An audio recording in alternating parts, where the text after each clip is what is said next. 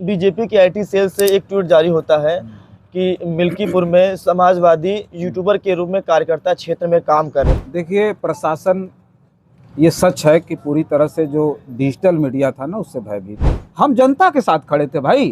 उनको लगा हम समाजवादी पार्टी के साथ खड़े। उनको लगता है कि हम समाजवादी पार्टी के यूट्यूबर हैं। कह लें वर्तमान की जो सरकार है, और मैं कह रहा हूँ ना, विशुद्ध तानाशाह सरकार। 1 बजे 2 बजे के करीब आता है, मैसेज आता है, चाहे वो हवा में उड़ाओ, चाहे जैसे भी ये कहा जाता है कि भाई ये जो यूट्यूबर, इनको जितना जल्दी हो गिरफ्तार करो। इस तरह के तमाम फोन आए, असहाय थे हम लोग, तब भी फोन करते। सोचिए, सुबह से लेकर शाम तक कहीं एसडीएम को फोन, कहीं किसी अधिकारी को। सबसे बुरी खबर यह है कि 12 बूथों पर एजेंट तक नहीं खड़े हुए, खड़े नहीं हो पाए उस गढ़ में। सोचिए, मिल्कीपुर का जो चुनाव था, कहीं ना कहीं लोगों के अंदर कैसा वहां का चुनाव था। हमारे बड़े भाई और हमारे साथी पत्रकार रजनीश बड़े भाई जी हमारे बीच मौजूद हैं। उनसे जानेंगे कि पूरा मिल्की चुनाव में हम लोगों ने साथ में कवर किया। करीब 15 दिनों वहां पर साथ रहने के बाद कल वोटिंग खत्म हुई, उसके बाद हम लखनऊ पहुंचे। कैसा रहा पूरा मिल्कीपुर चुनाव का कार्यकाल, हमारे बीच बातचीत करने के लिए हमारे रजनीश भाई हैं, जन भारत के बड़े भाई पत्रकार, उनसे बातचीत करने का प्रयास करेंगे। बहुत बहुत स्वागत है। बहुत बहुत धन्यवाद रजनीश भाई, लगातार आपने 15 दिन तक वहां पर काम किया, और कैसा रहा मिल्कीपुर का चुनाव, पहले तो मुझे ये बताइए आप। बहुत शानदार, बहुत शानदार रहा। बहुत शानदार रहा। तो चुनाव के ठीक 24 घंटा या 24 घंटे पहले की बात, बीजेपी के आईटी सेल से एक ट्वीट जारी होता है कि मिल्कीपुर में समाजवादी यूट्यूबर के रूप में कार्यकर्ता क्षेत्र में काम कर रहे हैं। उस ट्वीट को जब आपने पढ़ा होगा, देखा होगा, देखा तो होगा कम से कम। बिल्कुल, जब उस ट्वीट को आपने देखा होगा, क्या सोच रहे होंगे कि प्रशासन या बीजेपी या क्या करना चाह रही है, जब उसने ट्वीट को पढ़ा होगा? देखिए, प्रशासन ये सच है कि पूरी तरह से जो डिजिटल मीडिया था ना, उससे भयभीत था। मैं वहाँ था और मैंने लाइव अपना नंबर दिया था पूरी जनता को मिल्कीपुर। जी। मैंने कहा ना, पहले भी मैंने कहा कि मैं चाहता था कि जो भ्रम हो खत्म हो जाए। मैंने लाइव अपना नंबर दिया और अपने इसमें कॉल स्टोरी में दिखाया ना, तो ये हजारों फ़ोन आए, हजारों से ज़्यादा फ़ोन आए होंगे, और मिल्कीपुर में बहुत ज़्यादा फ़ोन आए।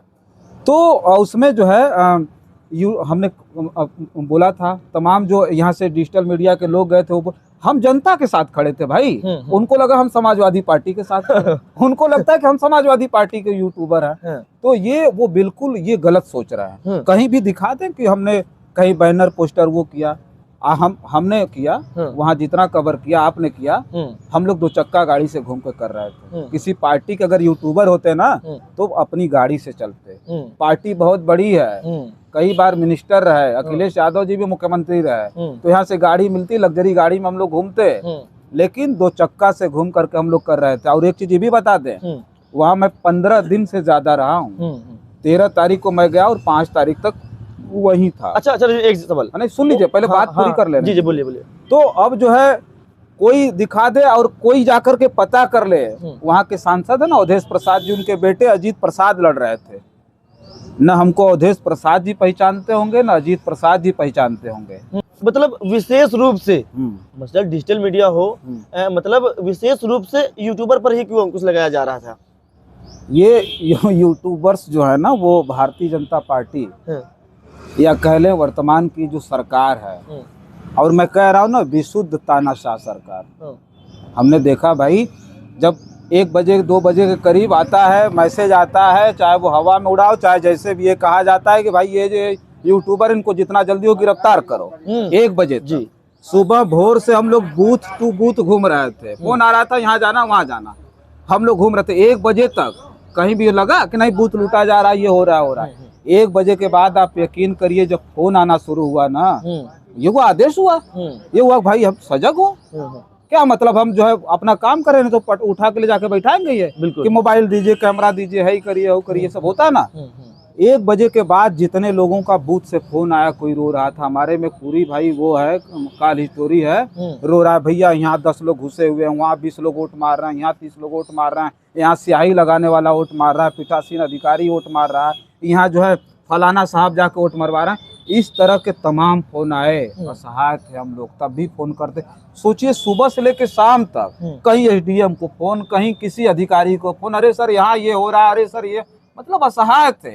यूट्यूबर बहुत बड़ी चुनौती है, आज की वर्तमान की तानाशाह सरकार के खिलाफ। अच्छा, 8 घंटे, लगभग 8 घंटे के 9 घंटे के वोटिंग में समाजवादी पार्टी की तरफ से कम 90 ट्वीट किए गए हैं। डीएम साहब ने उसको संज्ञान में लेते हुए कहा कि बिल्कुल निष्पक्ष चुनाव हुआ है, किसी प्रकार की दोनों पार्टी तरफ से लगातार कमेंटबाजी आई है, ट्वीट वगैरह आए हैं, लेकिन चुनाव बिल्कुल निष्पक्ष ही वहाँ पर हुआ है। कई बूथों पर हम भी गए, आप भी गए होंगे। ये लगातार एक शिकायत आ रही थी कि विपक्ष की पार्टी यानी समाजवादी पार्टी पर जो एजेंट है उनको धमकाया जा रहा था, बस्ता नहीं लगाने दिया जा रहा था। ये भी शिकायतें लगातार आ रही थी। जो सोचिए, जो हम गए, आप गए होंगे जी, जो बाबू मित्रसेन यादव की धरती कही जा रही थी, जो गढ़ था उनका जी, सबसे बुरी खबर यह है कि 12 बूथों पर एजेंट तक नहीं खड़े हुए, खड़े नहीं हो पाए उस गढ़ में। सोचिए, जहाँ आपका गढ़ है वहाँ आपके बूथ एजेंट खड़े नहीं हो पा रहे हैं। ये लोकतंत्र है। विपक्षी पार्टियां कैसे चुनाव लड़ेंगे भाई जब उनके एजेंट खड़े नहीं होंगे? उनका नेता प्रचार में निकल रहा, उनको पकड़ करके बंद कर दे रहा। एक मामला वो भी है, शायद अपने क्वेश्चन में आप भूल जाएं, वो भी बताते, प्रदीप यादव का मामला। जी जी हाँ, बिल्कुल बिल्कुल, हम आ रहे थे, हाँ, सवाल पर आ रहे थे। तो प्रदीप यादव जैसा समाज सेवी, मुझे कितनी प्रदीप के बारे में कितना फोन आया, उस पर मैं एक वीडियो करूंगा। प्रदीप यादव के बारे में मुझे इतना फोन आया फैजाबाद से, हालांकि मिल्कीपुर के भले प्रदीप हों, फैजाबाद में निःशुल्क प्रदीप यादव खाना खिलाते हैं, और प्रदीप यादव पता नहीं कितने लोगों की ब्लड देकर के जान बचाई है मेरे भाई जान। अच्छा, वो जो पुलिस अधिकारी ने कितनी भद्दिया गाली दी थी, सोचिए कितना बुरा। ये जो एसएचओ है इनायत नगर का, कौन पांडे है, कोई पांडे ना, कोई पांडे जी हैं, देवेंद्र का कोई पांडे, ऐसे कुछ है। तो ये एसएचओ किस तरह की भाषा बोल रहा है भाई, बताइए। पूरी की पूरी मर्यादा लांघ रहा है। बोला तुम अखिलेश यादव की गोद में जाके बैठ रहे हो, तुम्हारा ये कर देंगे, माँ की गाली देता है वो। एक समाज सेवी बर्दाश्त कैसे कर ले भाई? अभी अगर वो चुनाव निष्पक्ष होता तो हम आपको अपना अनुमान बताते कि क्या होगा, लेकिन बाद में क्षेत्र छोड़ने के बाद जो खबरें आई, जो बातें आई भाई, हम झूठ भी हो सकती है, कुछ काल झूठ भी आए होंगे। क्या आप क्षेत्र छोड़ दिए थे क्या? अरे भाई, जब 2 बजे के बाद हम निकल रहे हैं, कहा जा रहा है कि ना भाई इनको गिरफ्तार करो। अच्छा, आप पर नहीं पता आपको? मतलब इतना दबिश? क्या हुआ, सुबह से हमारे पीछे गाड़ी लगी थी, गाड़ी से नीचे उतरने नहीं दिया गया। हमने वीडियो भी डाला था, जहां देखी जा रही पुलिस की गाड़ी पीछे लगाई जा रही। सुबह से हम शाम तक वही गाड़ी से खाली बुत टू बुत मतलब घूमते रह गए, उतरने नहीं दिया गाड़ी से। और फिर पता चला कि 2 बजे के बाद यहाँ हो रहा है, यहाँ वो हो रहा है।